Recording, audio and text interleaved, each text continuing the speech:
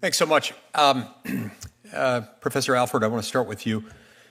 As you recall, the Department of Justice and state attorneys general sued Google over its alleged abuse of monopoly power in the advertising technology market.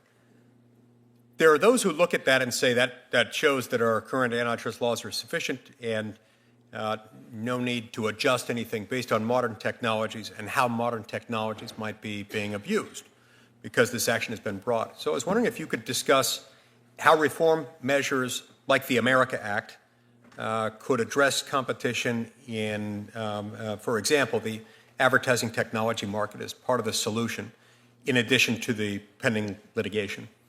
So, as a conservative, I know you have the same viewpoint. Generally, we prefer litigation over regulation, but there are instances in which litigation is simply not sufficient. And this is one of those areas where the litigation against Google is focused on a very, very narrow category of misconduct by Google in a very specific market. And yet Google is a monopoly, as Senator Hawley has said, in multiple different markets. And did you just say that because he walked in? That was pretty impressive. Thank you. I just pivoted there, yeah. He had that in his remarks already. Exactly. Take YouTube, for example. There's nothing in the case at all about YouTube.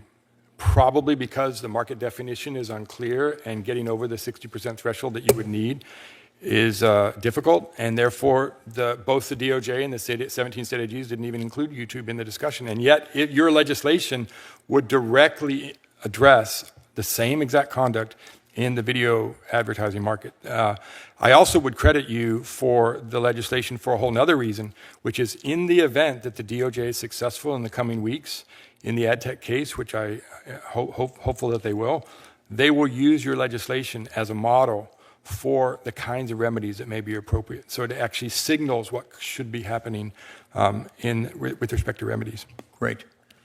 Now, drawing on your expertise, your time serving as Deputy Assistant Attorney General in DOJ Antitrust, how, in your opinion, would the One Agency Act eliminate inefficiency and enhance our antitrust enforcement efforts in this country? So as I said in my written testimony, the major concern from my perspective about having dual agencies is we know it can be done successfully because that's the way it's done in every other country in the world. We're really the only major competition authority that has two agencies.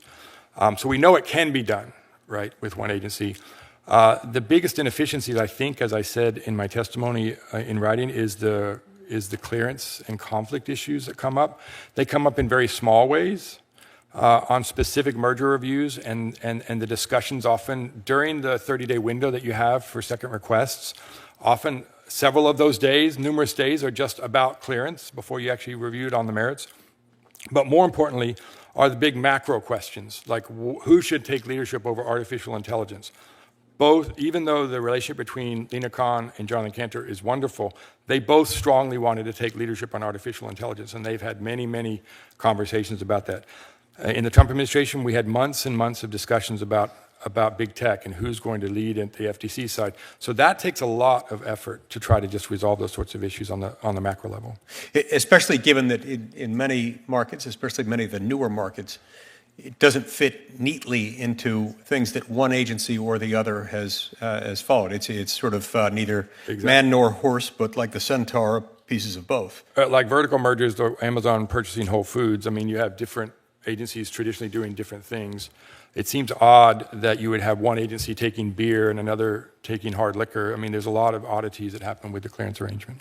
Right. Usually you don't see that outside of a state alcoholic beverage commission. Well, we did have a good hearing on beer. Yeah, beer that's true. That's true. Yeah, okay. She wanted to have samples. Okay, And, said no. and I would have been fine with the samples, just, well.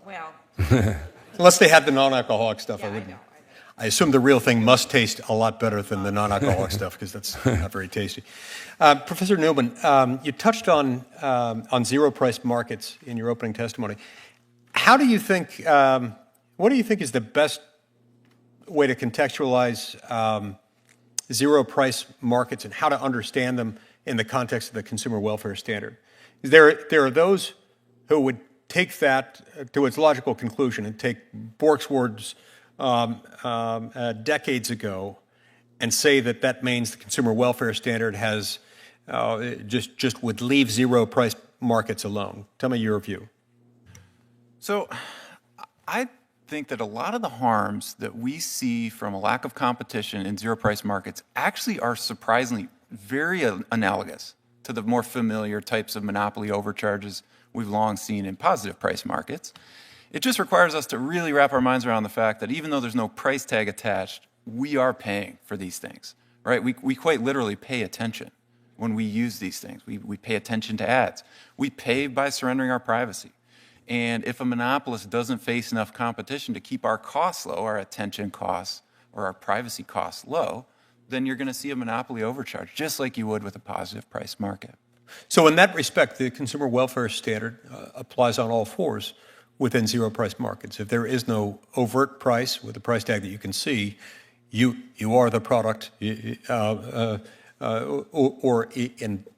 phrase it differently, you are paying, you're just paying in a different form, paying with your time, your eyeballs, your mouse clicks, your data. And that too can and does, it's fairly easy, in fact, to translate to a dollar value. And so you would agree then that that does have a price, and because it has a price, it's not accurate to say that zero price markets are somehow existing outside of the universe of the consumer welfare standard. I think that's exactly right. And I would go maybe even a step further and say, we're used to thinking of money as being a very valuable thing, but what's more valuable than time, our attention, our privacy, our information about ourselves? So, yeah, these are familiar harms in a sense, but they're really serious ones. Right. Perhaps law professors who sometimes practice in antitrust should be able to calculate their billable hour rate into that, but we'll leave that for another hearing. Thank you, Madam Chair. Thank you very much, Senator Lee. Senator Bloom.